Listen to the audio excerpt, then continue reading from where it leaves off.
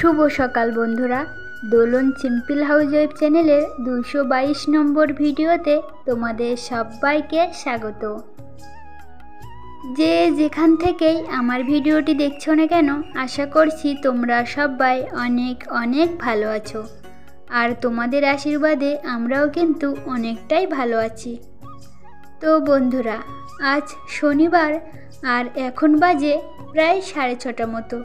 আর এখন থেকেই ব্লগটি স্টার্ট করলাম। ওদিকে আমি রান্নাটা বসিয়ে দিয়েছি, আর এখানে এই যে দেখছো পাশের বাড়ির পুচকিটাও কিন্তু অনেক দিন বাদে মামার বাড়িতে এসেছিল। তো আমার মেয়ের সাথে কিন্তু সকালবেলা বই পড়তে বসে গেছে। আমার মেয়ে ছবি আঁকছিল আর পুচকুটা কিন্তু লিখছিল, আর আমি এদিকে রান্না করছি। তো যাই হোক, রান্না করতে করতে রান্নাটাও কমপ্লিট হয়ে গেছে। আর এদিকে কিন্তু আজ শনিবার বলে ভাবছিলাম বেগুনগুলো একটু ভেজে নেব।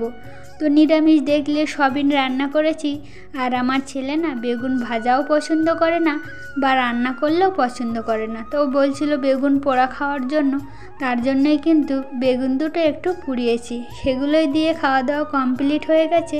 এখন কিন্তু আমি বসে বসে মেয়েকে খাওয়াচ্ছিলাম আর কি। আর এদিকে ছেলের তো কালকে এক্সাম রয়েছে ক্যারাটে, তো মেয়েকে খাওয়াতে খাওয়াতে ছেলেকে না একটু প্র্যাকটিস করাচ্ছিলাম। তো সেটাই তোমাদের সাথে একটু শেয়ার করলাম।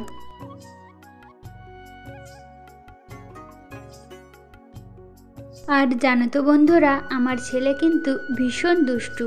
মানে প্র্যাকটিস করছে, আবারও পালিয়ে যাচ্ছিল, আবারও কিন্তু ওকে ডেকে ডেকে আনা হচ্ছিল আর কি। এভাবেই ওকে শেখানো আর কি।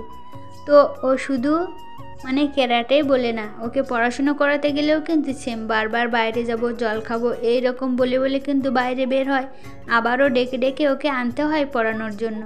তো যাই হোক, ওকে অনেকক্ষণ শিখিয়েছি। শেখানোর পর এর মধ্যে মেয়েকেও কিন্তু খাওয়ানো কমপ্লিট হয়ে গেছিলো। তো রান্নাঘরটা পরিষ্কার করা হয়নি। আর আজকে না রেশনে কিন্তু মাল ধরতে যেতে হবে। আর অন্য সময় তো তোমাদের দাদাভাই নিয়ে আসে, আমি কিন্তু যাই না। মানে তোমাদের দাদাভাই তো সব সময় বাড়ি থাকে, তখনই নিয়ে আসে। তো আজ তো অনেক দিন হয়ে গেছে তোমাদের দাদাভাইও বাড়িতে নেই। তো সামনের সপ্তাহে কিন্তু দেওয়ার কথা ছিল, তো দেয়নি। তার জন্যই কিন্তু আজকে যাব আর কি।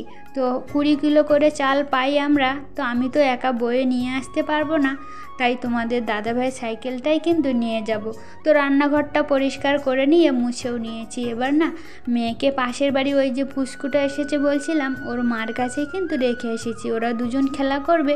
আর এই যে দেখো, ছেলেকে বললাম সাইকেলটা বের করতে, কিন্তু লাঠি নিয়ে কিন্তু উঠোনেই বসে খেলা করছিল। তো আমি এদিকে ড্রেসটা পরে নিয়ে আর ঘরটা কিন্তু তালা মেরে কমপ্লিট করে নিয়েছি। আর জানো তো বন্ধুরা, তোমাদের দাদাভাই কিন্তু বলছিল যে ছেলের সাইকেলটা নিয়ে যাওয়ার জন্য, কিন্তু ছেলের সাইকেলটা ছোট যেহেতু, আর পিছন দিকে না ক্যারিয়াল নেই, তার জন্যই কিন্তু সাইকেলে করে 20 কিলো চাল নিয়ে আসে না, অনেক কষ্টকর হয়ে যায়। তাই কিন্তু বড় সাইকেলটাই নিয়েছি আর কি। কেন বললাম জানো তো বন্ধুরা, একবার না তোমাদের দাদাভাই এরকম সেম কিন্তু বাড়িতেই ছিল না। তো ছেলেকে নিয়ে আর মেয়েকেও তখন সাথে নিয়ে যেতে হয়েছিল, কারণ মেয়ের সাথে খেলা করার মতো কেউ ছিল না। তো ছোট সাইকেলটাই কিন্তু নিয়ে বের হয়েছিলাম। তো আমি একটা ব্যাগে কিছুটা চাল নিয়েছিলাম, আর ছেলের সাইকেলের পিছন দিকে না কিছুটা চাল দিয়েছিলাম। আর ওইভাবে ধরে আস্তে আস্তে আমার ছেলে না অনেক দূর আসার পরেই কিন্তু বাড়ির সামনেই এসে পুরো চালটাই ফেলে দিয়েছিল, আর অনেকটাই কিন্তু নষ্ট হয়ে গেছিলো। আর আমাদের তো কিনে কাটা খাওয়া, তাছাড়া একজনের ইনকামেই কিন্তু আমাদের সংসারটা চলে আর কি। মানে যেমন ইনকাম তেমনই কিন্তু আমাদের খাওয়া দাওয়া হয় আর কি। তো কষ্ট করা চাল বলো, বয়ে নিয়ে আসা, সরকারি দেখ আর যাই দেখ, তবু তো বলো এগুলো পেতে গেলে অনেক কষ্ট করতে হয়।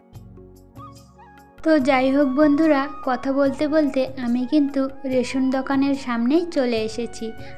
আর এখন তো আমরা জানি দুয়ারে সরকার হয়ে গেছে, কিন্তু আমাদের রেশন কার্ডগুলো না আমাদের দেশের বাড়ির ঠিকানায় করা আছে, এখনও কিন্তু এখানে ট্রান্সফার করে আনা হয়নি। তার জন্যই আমাদের বাড়ির পাশে যেখানে চাল দেয় আর কি, সেখানে কিন্তু আমাদের দেওয়া হয় না, কারণ আমরা একই রাজ্য বলে ওখান থেকে কিন্তু আমরা চাল পাই না, আমাদের রেশন দোকানেই কিন্তু আসতে হয়। আর এখন না এত রোদ্দুর, মানে কি বলবো, অনেকক্ষণ কিন্তু লাইনে দাঁড়িয়েছিলাম, অনেকক্ষণ বলতে প্রায় 1.5 ঘন্টা। পাক্কা রোদ্দুরে দাঁড়ানোর পর আর ছাতাটাও নিয়ে যাওয়া হয়নি, তো একজনকে লাইনে দাঁড় করানোর জন্যই কিন্তু উনি একটা ছাতা দিয়েছিল, তার ছাতাতেই কিন্তু কিছুক্ষণ দাঁড়িয়েছিলাম। তারপর দেখো চালগুলো তুলে নিয়ে বাড়িতে চলে এসেছি। আর একটা ছোট ব্যাগ না মেয়ে দেখো কিভাবে টেনে টেনে ঘরে নিয়ে যাচ্ছিল। আর এই যে চালগুলো দিয়েছে তোমাদের সাথে একটু শেয়ার করছি। জানো তো বন্ধুরা, চালগুলো কিন্তু খুব সুন্দর চাল দিয়েছে। আর এই চালগুলো না কোনো বালিও নেই, খুব সুন্দর। তো যাই হোক, তারপরে আমাদের দুপুরের খাওয়া দাওয়া কমপ্লিট হয়ে গেছিলো। আর দুপুরে কিন্তু ওই যে সকালে যেটা রান্না করেছিলাম সয়াবিন আলু, সেটাই খাওয়া হয়েছিল। আর যে বেগুনগুলো পুড়িয়েছিলাম সেগুলো কিন্তু সকালেই খাওয়া হয়ে গেছিলো। আর ওই যে বললাম কালকে এক্সাম রয়েছে, তো আমাদের পাড়া থেকে কিন্তু 3টে ছেলেই আমরা ক্যারাটে শিখতে যাই। এই যে একটা ছেলে আর একটা ছেলে কিন্তু রয়েছে, ওর মা ওই যে দাঁড়িয়ে আছে। তো ওরা না এসেছিলো আমাদের বাড়িতে আমার ছেলের সাথে প্র্যাকটিস করার জন্য। তো ছেলে একটু ওদেরকে দেখিয়ে দিচ্ছিল, সেটাই তোমাদের সাথে একটু শেয়ার করলাম। আর জানো তো বন্ধুরা, আমার কিন্তু ঘরের কাজ সব কমপ্লিট করা হয়ে গেছে। মানে ঘর ঝাঁট দেওয়া, জামা কাপড় ভাঁজ করা সবই কমপ্লিট হয়ে গেছে। শুধু বাইরে যে জামা কাপড়গুলো মেলা ছিল ওগুলোই তোলা হয়নি, আর উঠোনটাই ঝাঁট দেওয়া হয়নি, যেহেতু ওরা উঠোনে প্র্যাকটিস করছিল।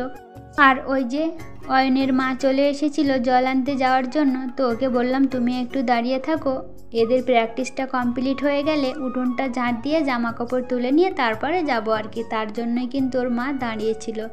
আর জানো তো বন্ধুরা, জলটা নিয়ে এসে একটু রাতের জন্য কিছু রান্না করলেই কিন্তু কমপ্লিট হয়ে যাবে। আর আমার মেয়েকে না বিকালে একটু চুল বেঁধে দিয়েছিলাম, ও রাস্তার দিকে খেলতে গেছিলো, তো খেলা হয়ে গেছে বলে বাড়িতেই চলে এসেছে।